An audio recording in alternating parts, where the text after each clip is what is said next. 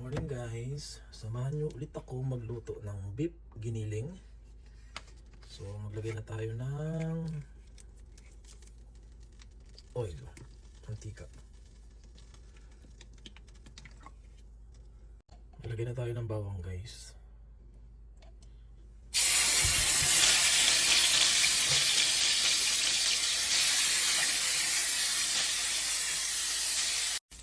After ng ating bawang guys, maglagay tayo ng onion.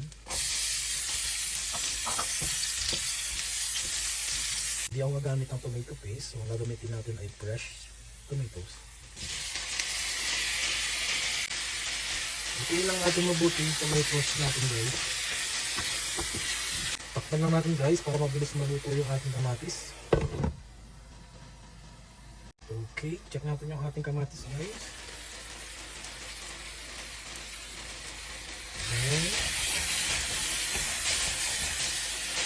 Pinatigayin lang natin guys para mas lalong mabas yung lasa ng kamatis.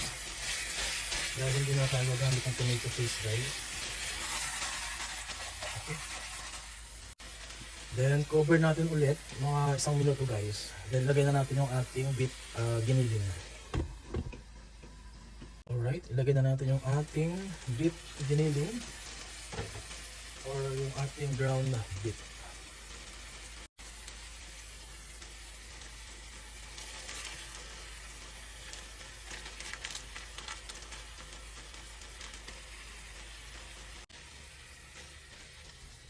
After nito guys, takpan lang natin siya. Then maghintay lang tayo ng mga 5 minutes ulit para i-check natin yung ating meat. Okay?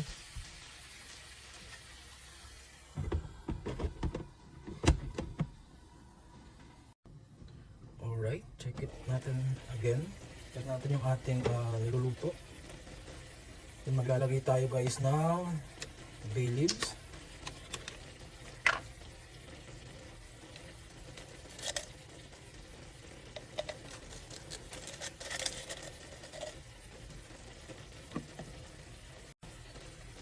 Mag-add na rin tayo ng paminta guys, black pepper,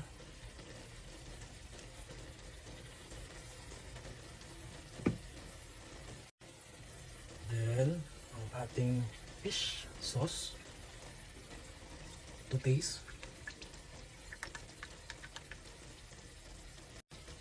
then mix lang natin guys, haluin lang natin.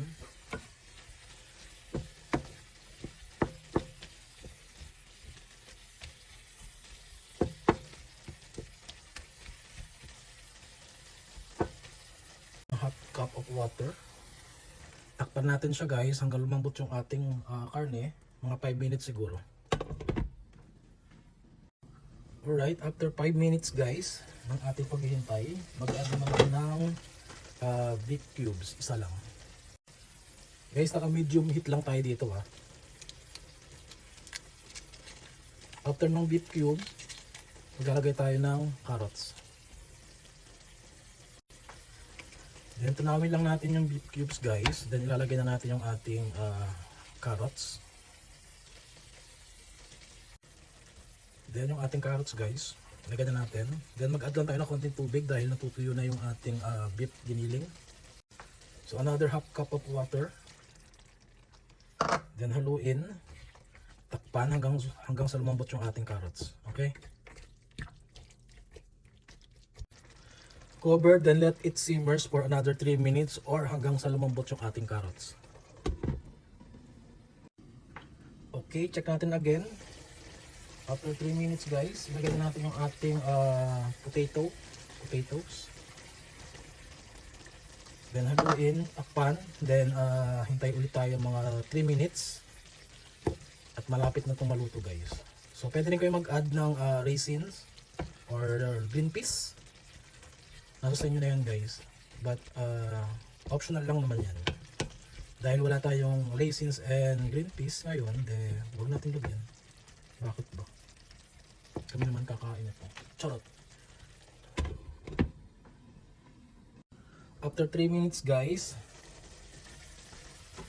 mag-add ako ng konting salt. Then ilalagay ko na yung ating huling ingredients, bell pepper. Then wait lang tayo for another maybe 2 minutes in medium heat over, and we're ready to go. After 2 minutes guys, check natin. I think okay na to guys. So let's serve na.